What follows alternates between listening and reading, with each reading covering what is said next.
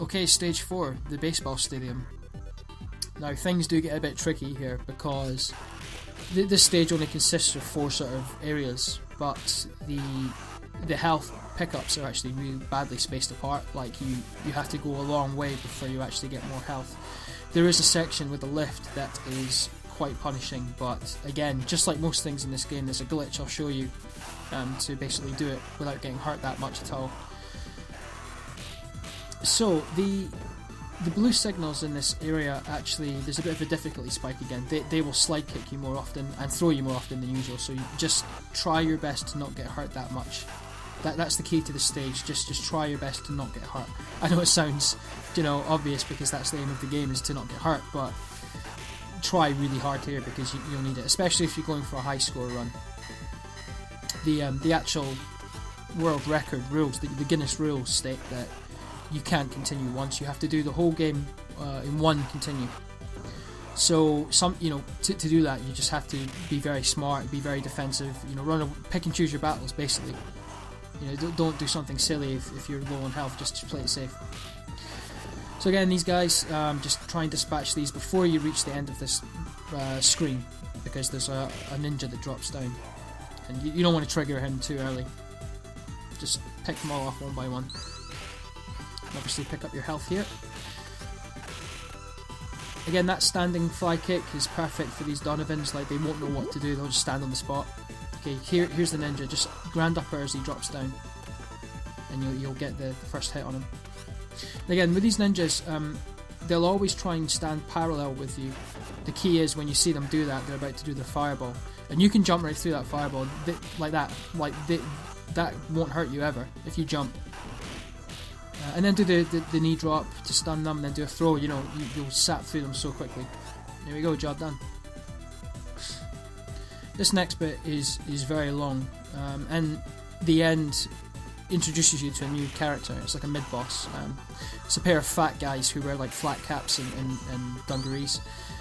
They're actually based on characters from the first Streets of Rage, like a pair of bosses that you fight. They sort of breathe fire, and just like every other enemy, just like the ninja, just like you saw, they'll try and get parallel with you and breathe fire. And when they breathe fire, they sort of dash across the screen, and if you get hit, you take a lot of damage. So just try your best to not stand directly opposite them. Again, there's that knee drop right to the chest, never the head. And yeah, again, I just throw my weapons away because they just don't seem to do as much damage.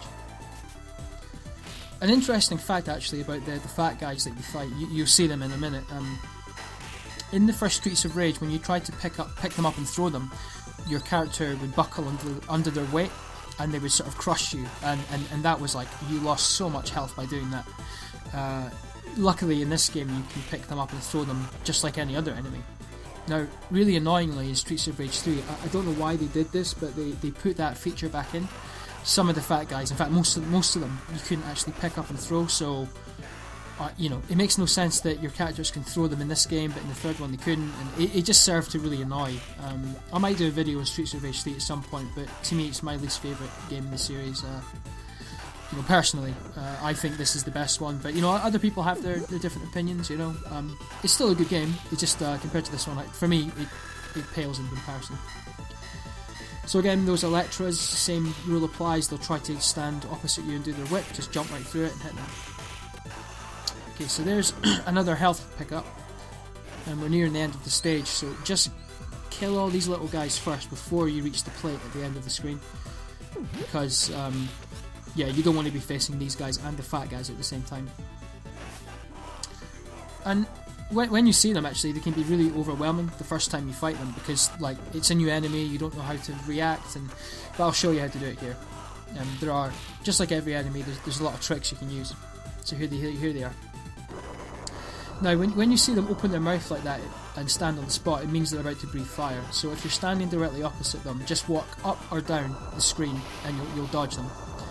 Obviously that's not how to do it, but yeah, I mean, it's ideal to get them grouped together like this and to do the grand upper. See, there you go. That guy breathed fire. I walked down the screen and got around it. But another good tactic is to get one on its own and throw them through each other. And not do that, obviously.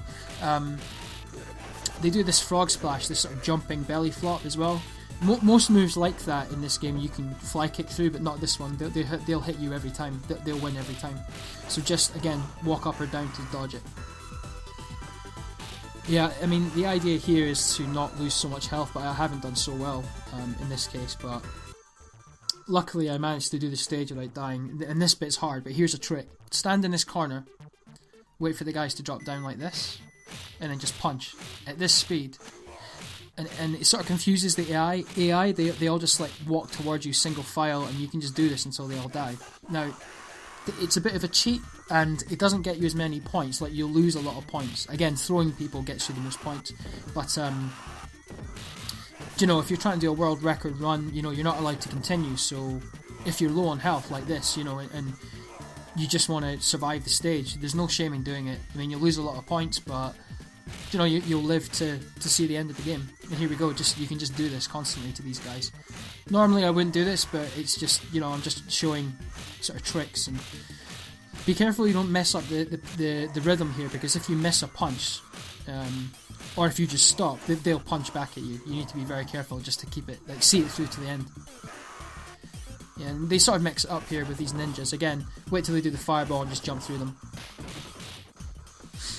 And if you will get swarmed a lot on this stage just because it's really small and tight, so just use your standing special move just to break through them, to create some sort of space, you know.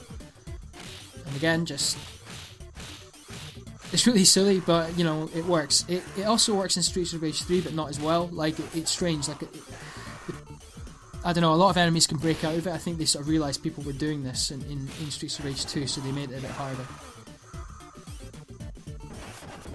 So I'm down to like a slither of health, but luckily I do manage to get through this, and I paused it by accident because I was panicking. Yeah, so you can just try and get these guys against the wall and just throw them around, or just do the grand upper. Like this, basically. Just get them in the side, you know, at the side, and just do that. Make sure you get the timing right or they'll hit you. Now, this boss coming up is really intimidating. He's like a wrestler, sort of based on the Ultimate Warrior, who...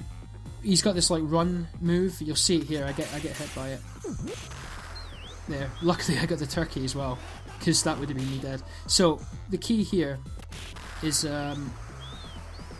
basically you'll see him shuffle his feet and stand on the spot. That means he's about to do his charging punch, like that. So you can just do the grand upper right through him every single time. It will work. But if he gets too close, he'll do a frog splash. Again, the same rule applies. You can just like this, just grand upper your way through him. Just rinse and repeat.